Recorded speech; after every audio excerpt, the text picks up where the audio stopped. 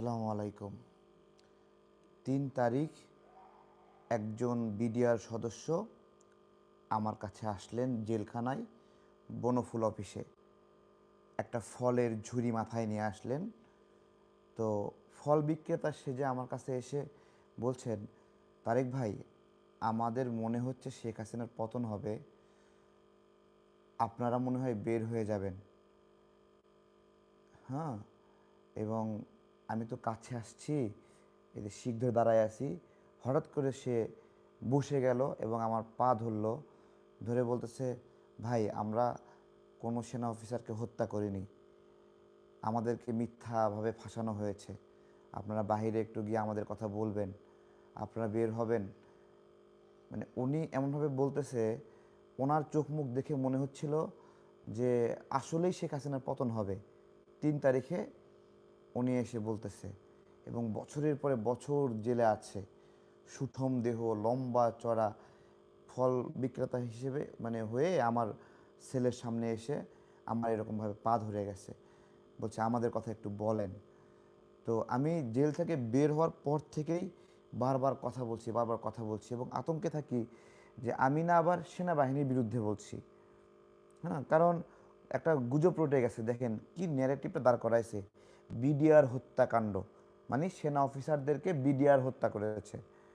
পিলখানা হত্যাকাণ্ড প্রথমে আমরা বলতাম, ওইটাকে সরায়ে প্রচার করা হচ্ছে বিডিআর হত্যাকাণ্ড। এই জন্য আমি গত আগামীকালকের যে আমাদের প্রোগ্রাম, সেই প্রোগ্রামের নাম সেট করেছি যে পিলখানার হত্যাকাণ্ড। আমি একটু দেখাচ্ছি,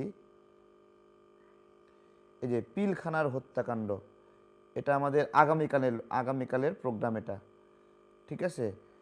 তো আজকে আমার আমি মনে হচ্ছে যে কি শুনলাম, জাস্ট আমার এটা মনে হচ্ছে, এটা আমি কি শুনলাম আজকে মুস্তাফিজ ভাইয়ের যে ভিডিওটা।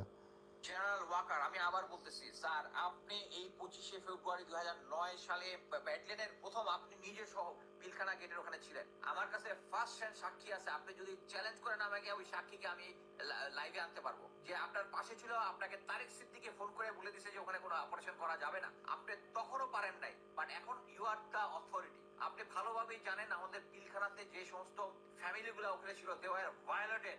আপনার ফ্যামিলি ওখানে ছিল না দেখে আপনি এখন বসে থেকে আপনার অফিসে বসে এই ধরনের ডিসিশন নিতে পারতেছেন।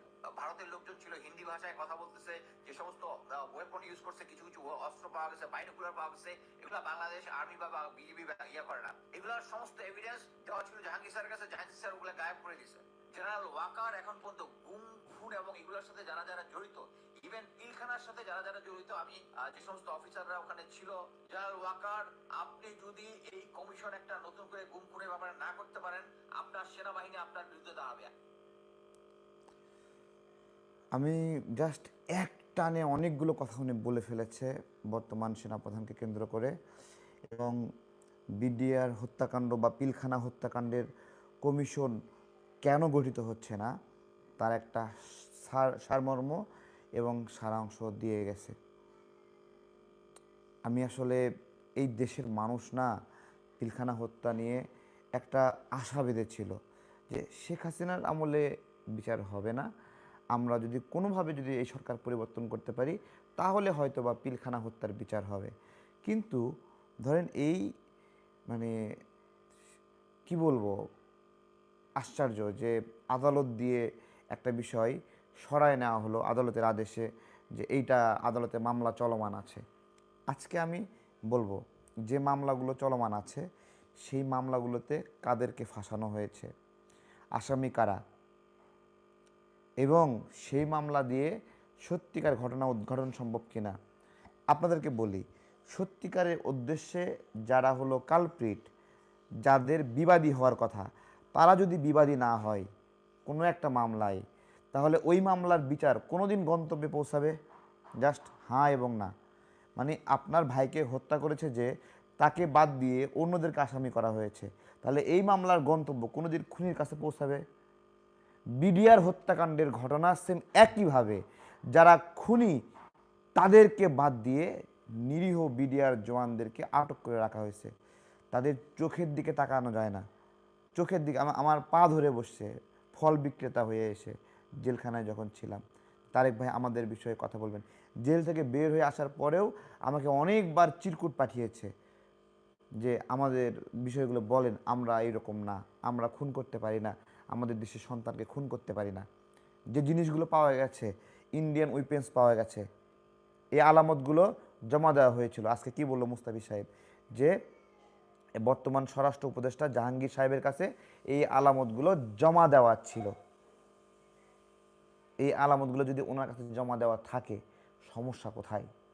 সমস্যা কোথায়? মানে এইখানে তাপসের নাম বেরিয়ে আসবে। তাপস আপনার কে হয়? তাপস কে হয়? সেনাপ্রধানের কে হয়? জাহাঙ্গীর ভাই আপনার কে হয়? বলেন, জাহাঙ্গীর কবির নানকের নাম বের হয়ে আসবে, কে হয় আপনাদের? শেখ পরিবারের নাম বের হয়ে আসবে, কে হয়?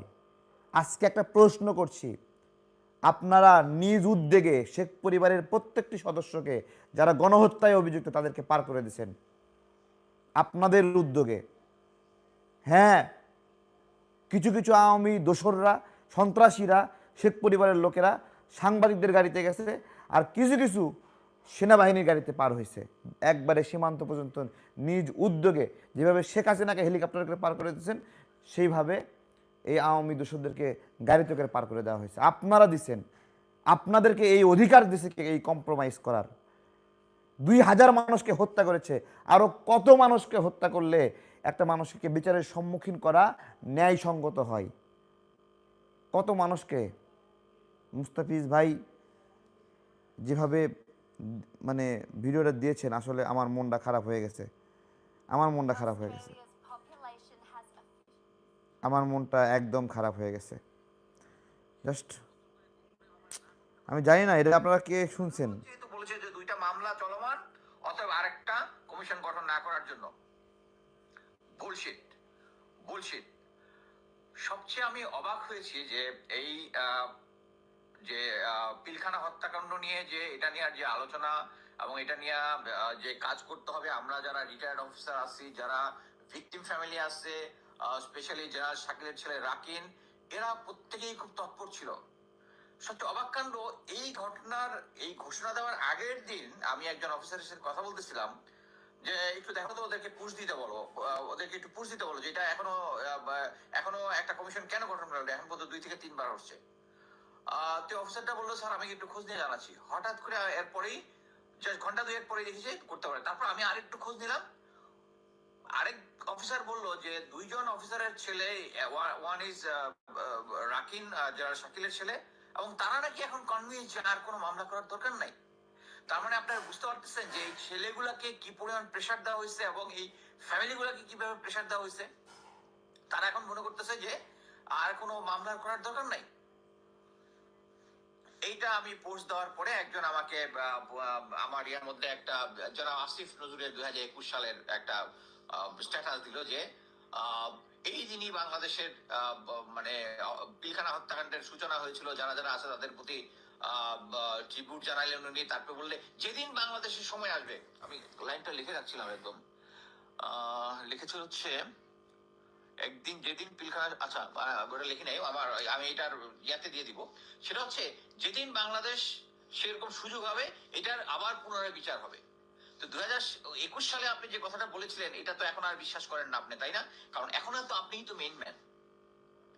আমি কালকে উনি রয়ের এজেন্ট কিনা, ভারতের এজেন্ট কিনা, বা কারো পারপাস সার্ভ করতেছে কিনা, বা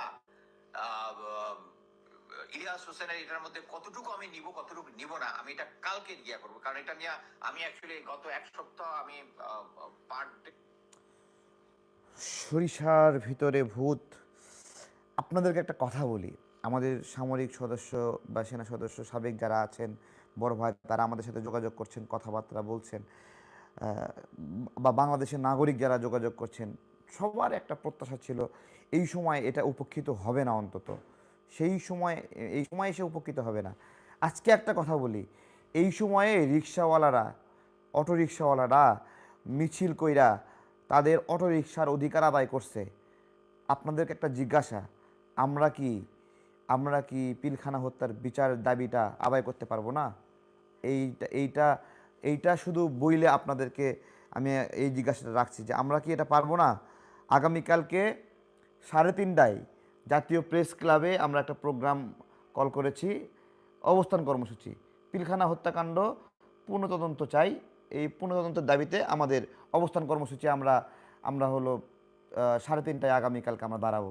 যে সকল দেশপ্রেমিক নাগরিকদের এখানে আমি আপনাদের একটা কথা বলি, মানে কেন এটা জরুরি, কেন জরুরি।